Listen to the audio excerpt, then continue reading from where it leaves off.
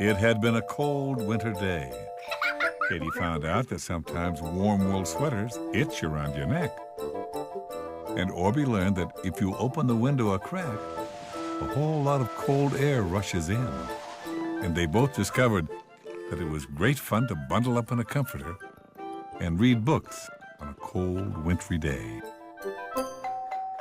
The doorbell rang, and the two friends knew it was Tom because he always rang it in a funny way.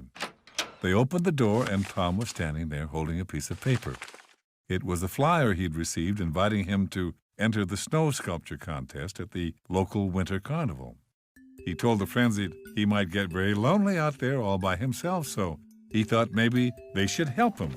He planned to ask Yi Ping and Andy, too. For the shortest moment, nobody spoke. Orbie and Katie looked at him in disbelief. It sounded fantabulous. And once it was all explained, Mom and Dad said that they could help. Everyone, including Yi Ping and Andy, joined in for a creative meeting. Tom's girlfriend Polly came too. Tom said that he thought that they should do a sculpture of something special in the neighborhood. When the friends all asked what, Tom told them that they had to think about it. It should be unique, something no other neighborhood in the whole world had. Well, everybody sat thinking. There was so much silence, a feather would have made a fluttering sound as it floated to the ground. Then, one by one, the friends turned to look at Orbie. Orbie smiled at each one of them, but he began to feel uneasy when he felt all the eyes in the room on him. He smiled weakly and burbled that he didn't have any idea yet, but the thing was that everybody else in the room had a great idea. Their great idea was Orbie. It took a minute for Orbie to make sense of what everybody was saying, but then he realized that he was the thing that no other neighborhood had. It was he himself that they wanted to sculpt in snow. Katie loved the idea, and so did Orbie. It made him feel very special. In fact, I have to say, as they drew pictures of him and examined how he looked, Orbie began to feel special indeed. The whole neighborhood was delighted the sculpture was to be of Orbie. As he pulled his sled home from the park, people would call him and tell him he'd be a wonderful sculptor. Now, at first, he and Katie giggled and enjoyed it, but after a while, Orbie began to feel that he was so amazing that he was even more amazing than everyone else. When he brushed his teeth the next morning, Katie noticed that he stared at himself in the mirror a lot.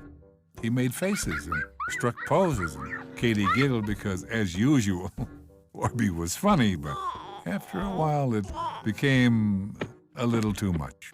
Orbie began to criticize Katie when she danced. Then he told her how to do a funny face when she drew. Now, he didn't mean to, but as the day of the sculpture contest got closer, Orbie was hurting Katie's feelings more and more.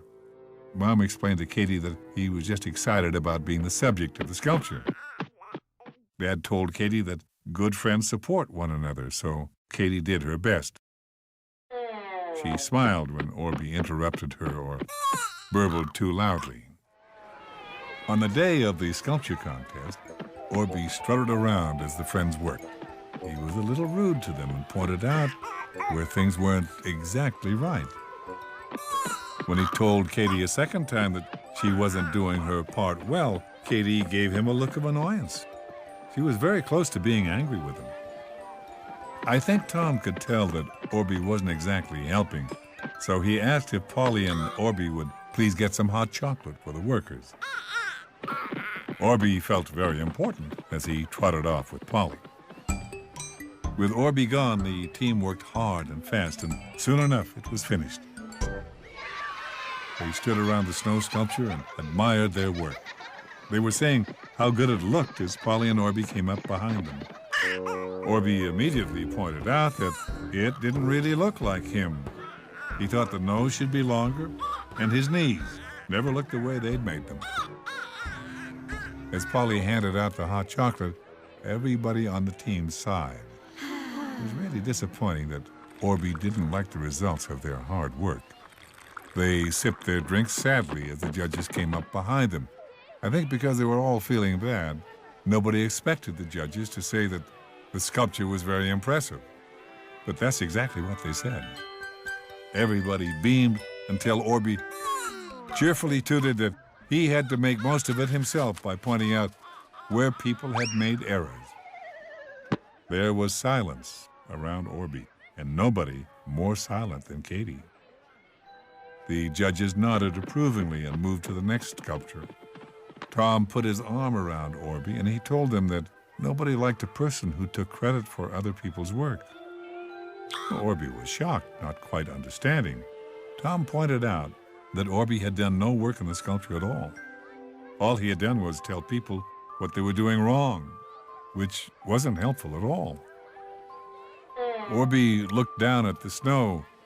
He hadn't realized he'd been doing that, but as Tom explained, Orbie came to understand it was completely true. Orbie felt just awful about it. He lowered his head and burbled that he was sorry. Katie looked like the words "I'm sorry" weren't going to help much. Orbie burbled that he hadn't meant to be mean or rude. Then he opened his arms for a hug. Katie smiled. It was really hard to stay angry at your best friend, especially when he hadn't meant to be mean. The judges announced that the Orbie sculpture was the winner, and cheers rippled around the crowd. Tom suggested they all go to the restaurant and have a juice to celebrate. When they walked into the little restaurant, there was a mirror. Orbie stopped to gaze at himself. But this time when he did it, Katie grabbed his arm and pulled him toward the table and juice. Orbie was surprised, and then he started to laugh. He laughed so hard that everybody in the whole restaurant started to laugh too. And I just happen to know that if you had been there, you'd have laughed too, because it was really, really funny.